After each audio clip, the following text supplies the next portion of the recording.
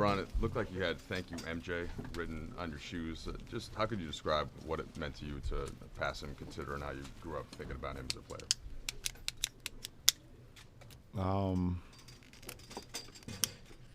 I don't know, man. Out of a lot of stuff that I've done in my career, this ranks right up there at the top. We're winning a championship. I mean, for a kid from Akron, Ohio, that needed inspiration and needed some type of positive influence, MJ was that guy for me. I watched him from afar. Wanted to be like MJ. Wanted to shoot fadeaways like MJ. Wanted to stick my tongue out on dunks like MJ. Wanted to wear my sneakers like MJ. I wanted kids to look up to me at some point like MJ, and it's crazy, to be honest. It's beyond crazy. Were there things you had to do tonight to kind of handle the emotions of that moment, knowing that was going to approach and waiting for that basket to hit? Obviously, I didn't handle my emotions very well in the beginning. I started 0 for 4 from the free throw line. You know, that ball was flying off my hand, and it was just, I mean, I didn't know how it was going to happen. I figured I can go out there and get 13 points at some point, but I didn't know how it was going to happen. A couple teammates asked me if I had 12 points or whatever the case may be, or 11 points, how would I like it to be? I said either a fadeaway in the post or off 2 feet, lean in, tongue out, dunk on the break. It's crazy. LeBron, Luke just calls you a pass-first player in some ways. You always say you're a basketball player. Is there something about the scoring list, though, and Jordan on that hits it in a certain way? I mean, hits it in a certain way because I am a pass-first guy. I've always been a pass-first guy.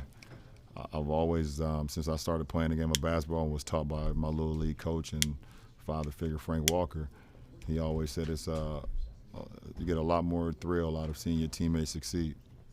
And that's how I was taught. I was taught to play the game the right way, get my guys involved, get my teammates involved.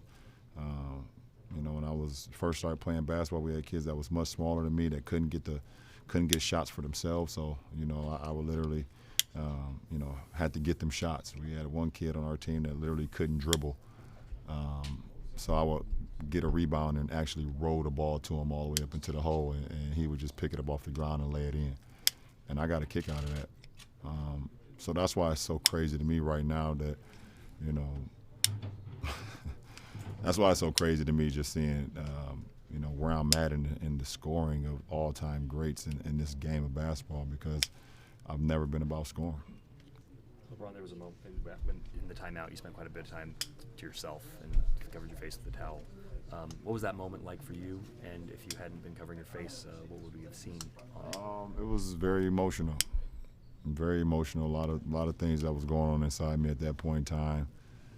I wanted to look up at the scoreboard to kind of see what was going on up there, but at the same time, I didn't want to show what was going on behind that towel. So it's just crazy. I mean, me and my best friends, this is all we talked about was MJ. All we talked about is MJ. Outdoor courts, we used to play outdoor ball, and, you know, in the snow, in the rain in Northeast Ohio, and we all wanted to be MJ. We all wanted to be MJ, every last one of us, and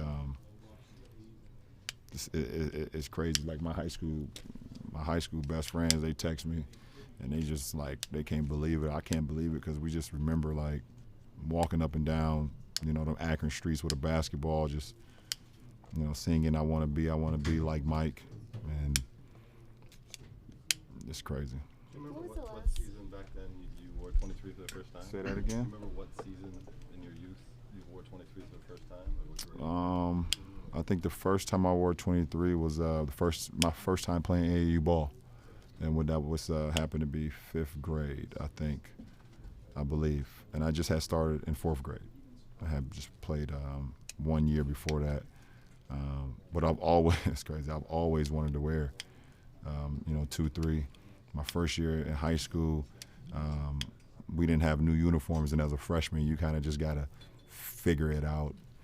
And what's crazy, I wore 32, and 32 was like my second favorite number because of Magic.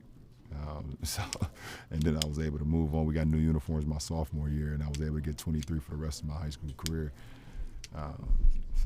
What was the last time something made you feel this way, this emotional? I think the 30,000 was pretty cool too. Was that in San Antonio? Because I did it with Wade, and Wade was in Cleveland with me, and we had shared so many moments, and to know not many people have done that. That was pretty cool to share. He was, on the team as well. We just did so much together. That was pretty cool.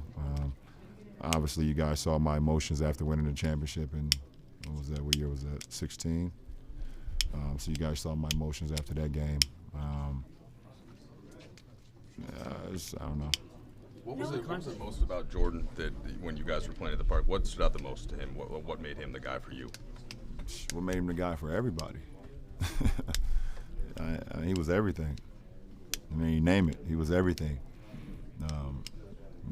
Obviously we all saw how unbelievable he was on the floor, but his swag, the way he wore his shoes, the way he wore his shorts, with the tights hanging out, with the 2-3 on the tights, the way he wore his, his calf sleeve, he folded it down so you could see the red part on the other side, the way he wore his wristband on his elbow with the 2-3. Everything. I mean, you used to see cars he used to pull up in at the old stadium in Chicago. Obviously, the Gatorade commercials, the McDonald's commercials. I used to watch a cartoon. I think it was called The All-Stars. It was Michael Jordan, Wayne Gretzky, Bo Jackson, and maybe one other guy. You guys remember that? You guys are older than me, right? You guys remember that? The All-Stars? They was like superheroes. And yeah, it was animated. It was animated, and they had like little action figures. They came out with action figures and all type of stuff. I mean, just listen, man.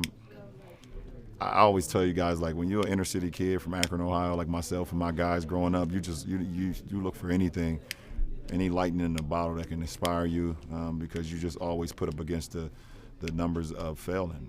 The percentages of guys like myself, single parent household, only child, underprivileged, making it out it's not high at all. And MJ had a lot to do with me making it out, along with my mother, along with the city itself, along with the Little League coaches I had.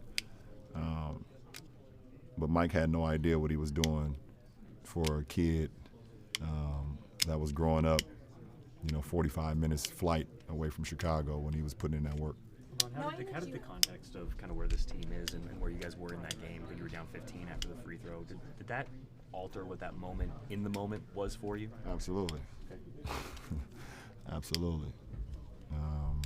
At the end of the day, we're still struggling, and I hate that for our franchise. I hate that for our fans. I hate that for myself. I think I give a lot of credit to Alex and Mo and J3. Them coming in, having played all year, and basically giving us an opportunity to try to win that game. And it was special to see those guys play the way they played and showcase their talent, especially on national television. Last two questions, please. Knowing that you have a whole school behind you, the I Promise School, and you're now kind of that leader that Jordan was for you, can you kind of just describe the impact that has on you and your message to them? No, that's different. I don't think MJ wasn't a leader for me because he wasn't around. I didn't. My leaders was my Little League coaches. My city. MJ was an inspiration. MJ was a lightning in the bottle for me because I wanted to be like him. I wanted to aspire to be like Michael. But it's hard to be a leader when you're not around. It's like saying, is my father a leader? He wasn't. My mother is a leader. So it's two different things in that sense. But for me to be able to have a school And for me to see my kids when I can, like I did earlier this season, but to be able to check in with them through phone calls and check in with them through videos and to see what they're doing every day, it means a lot for me to be able to be an inspiration. And that's what it's about. MJ was an inspiration to me, and it's pretty cool that I can be an inspiration to my kids in my hometown. I know you talked to us a lot about what MJ means to you. Have you ever gotten a lot of opportunities to tell him, you know, what he meant to you when you were growing up? Have you been able to express that? No. You want that to be the last one? If you and MJ were talking right now, what would that conversation be like? I don't know. He'd probably get a lot of the words that I just gave y'all. You know, like I said, the first time I met him, I was 15 years old. I went up to Chicago, and they used to play summer basketball, and I went up there, and you could probably go to one of my old interviews, and I was, you know, much younger, and I said it was like meeting Jesus. You know, that was my depiction of what Jesus would be like, you know, when I met MJ, because I just never thought I would be able to meet him. I never thought that I would see him. You know, you always seen him on TV or in Sports Illustrated or Sports Illustrated for Kids or basketball cards, if you were lucky. If you were lucky to get a pack with MJ in it.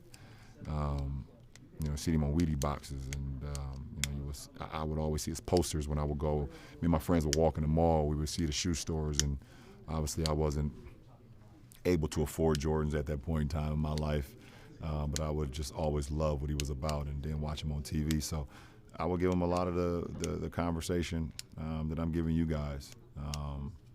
Sorry, I'm clicking this thing a lot, but it's keeping me calm. It's just. You guys have no idea, man, and I'm trying to give it to you guys, but you guys have no idea what MJ did for me and my friends growing up. You know, just in the sense of, you know, some days where you just don't even feel like you're gonna make it to the next day where I grew up, you know, because of everything that's going on. So, like I wrote on my shoes tonight, like you saw, I thank MJ more than he would, more than he'd ever known, and I gotta carry it on to the next kid. Hopefully, I can inspire the next kid, like myself.